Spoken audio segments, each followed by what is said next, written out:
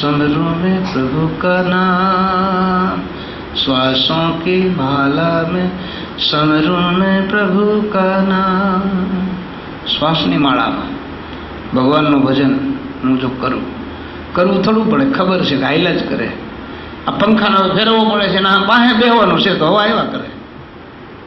હે બેહતા આવડું છે ને, વાહે બેહીએ તો શું થાય? એમ સદગુરુને સન્મુખ બેહો અને એના શબ્દને સાંભળો. તનથી, મનથી, ધનથી, કર્મથી, વાણીથી, વિચારોથી, દ્રષ્ટિથી, ભાવથી, સંકલ્પથી, વિકલ્પથી ગુરુની સેવા, સમરણ અને સત્સંગમાં રહ્યો. ગમે એ ભૂમિકાએ પહોંચ્યા પછી આ સ્ટેજ પાછું આવશે. એના કરતાં અત્યારથી શરૂઆત કરો. બરાબર ને? વિશ્વાસ મૂકી દો. ન સમજાય તો ગુરુના ચરણમાં વિશ્વાસ મૂકી દો, એના વચનમાં વિશ્વાસ મૂકી દો. કોઈ સંતે લખ્યું છે, એવો તારો રે ભરોસો મને ભારી, એવો ગરવો દાતાર, ગિરનારી રે એ ગિરનાર. ભરોસો બેહી ગયો, પતી ગયું. ના બેહે તો ભરોસાને બેહાડવો. એ આપણા મનમાં, બુદ્ધિમાં, ચિત્તમાં, વિચારોમાં, પ્રાણમાં, ઇન્દ્રિયોમાં, હૃદયમાં, દરેક જગ્યાએ એ વિશ્વાસને સ્થિર કરી દેવો, આપણામાં સ્થાપિત કરી દેવો. વિશ્વાસ બેસી જાય ને પછી બધી વાતો સાચી લાગે અને બધું સાચું લાગે.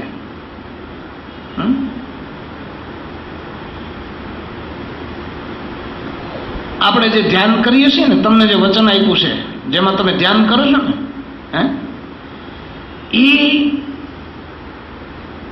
એની ઉપર એક આવડું નાળિયેરના ગોટા જેવો દડો છે, આડો નાળિયેરની કાચરી જેવું ફરતું પળ છે. જુઓ, કૃષ્ણ ભગવાન છે એ ઓલા ગોળા ઉપર ઉભા રહીએ છે ને, આમ કે નહીં? જોયું છે? તમે ન જોયું તો ટીવીમાં ઘણી વાર આવતું હોય. એક આમ ગોળો હોય, એ ગોળા ઉપર ભગવાન ઉભા હોય. એ તમારી અંદર પણ છે. અહીંયા ગુરુ મહારાજને બેહાડીને તમે અહીંયા ધ્યાન કરો ને, તો ઓલું જે નાળિયેરના કાચરા જેવું છે ને પડળ, એ તૂટે. ત્યારે અંદરથી તમારે જે ધ્યાન કરવાની જે જગ્યા છે ખુલ્લી થાય. પછી બધાય રોગ મટી જાય. જે તમને ધ્યાન કરવાનું કીધું ત્યાં ધ્યાન કરો ને, તમે નિયમિત કરવું, ખોટા વિચાર કરવા નહીં, જ્યાંથી કરવી નહીં, ઉપાધિ કરવી નહીં, ધ્યાન કરવું, તમારા રોગ મટી જાય. 6 મહિના 12 મહિના આપણને ડૉક્ટર કહે કેમ ભાઈ 6 મહિનાનો કોર્સ પૂરો કરો તો કરીએ ને. એ અમને તો ડૉક્ટરે કીધું આજીવન દવા લઈએ છે, તોય કંટાળતા નથી. મોંઘી આવે મોંઘી આવે, બરાબર ને? એમાં આપણને આ એક કોર્સ છે. આ 2 ગોળી એવી છે કે આનાથી બધાય રોગ મટે. અને મોટો એક મહારોગ છે ભવરોગ, એ પણ મટે. એ જે દવા આપે એનું નામ સદગુરુ. એ સદગુરુ છે, એ વૈદ છે, નાળી વૈદ છે. આપણી નાળી એણે પકડી છે. એ નાળી કે આને અહીંયા જો આ દવા દઈ દઈએ અને આ ઇન્જેક્શન જો ન્યા લાગે, ઇન્જેક્શન દેવાની રીત હોય ને, દાઢ કાઢવી હોય એને કોઈને આ ઇન્જેક્શન દીધું ડૉક્ટરે?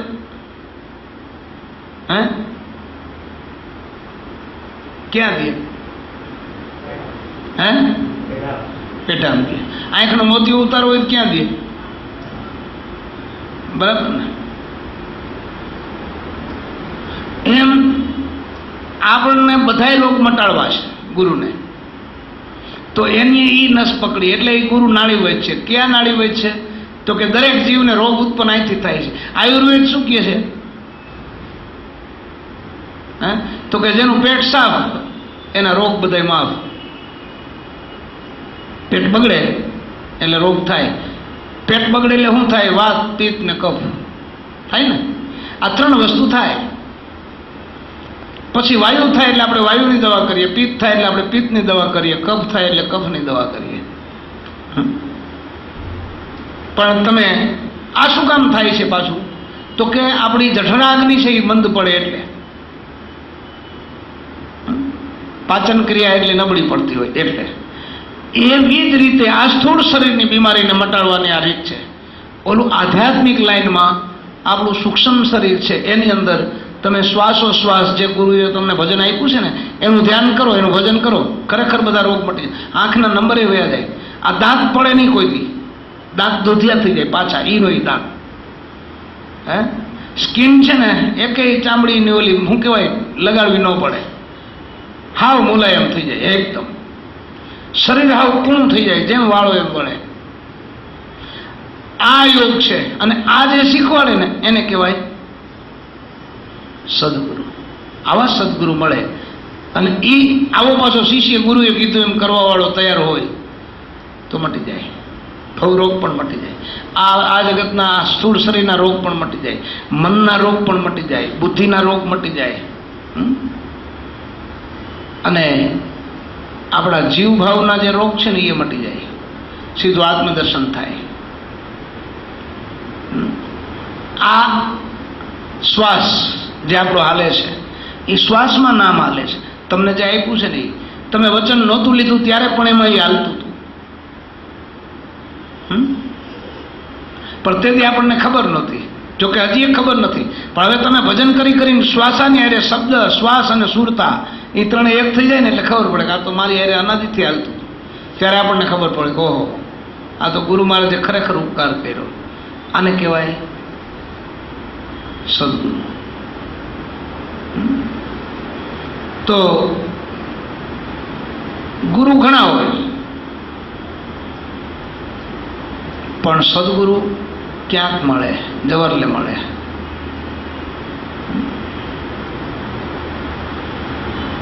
ગુરુ ઘણા હોય, સદગુરુ ક્યાંક હોય.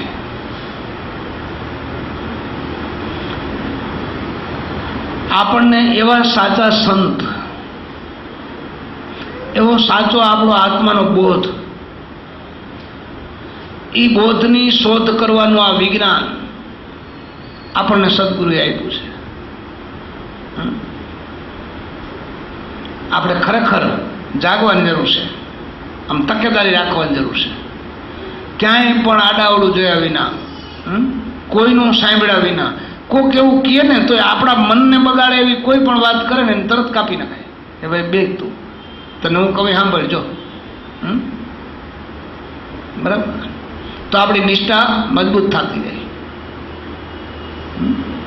કૃષ્ણ ભગવાન હતા તોય ગુરુએ કીધું એમ કર્યું. રામ ભગવાન હતા એણે ગુરુએ કીધું એમ કર્યું. રામદેવ પીર, બુદ્ધ, મહાવીર, જીસસ ક્રાઇસ્ટ, ગમે એવા સંતો, ભક્તો, ભગવાનનો અવતારો, કબીર, રોહિદાસ, રામાનંદ, સહજાનંદ, બ્રહ્માનંદ, પ્રેમાનંદ, જે સંતો થઈ ગયા એ બધાએ. આ છે સનાતન.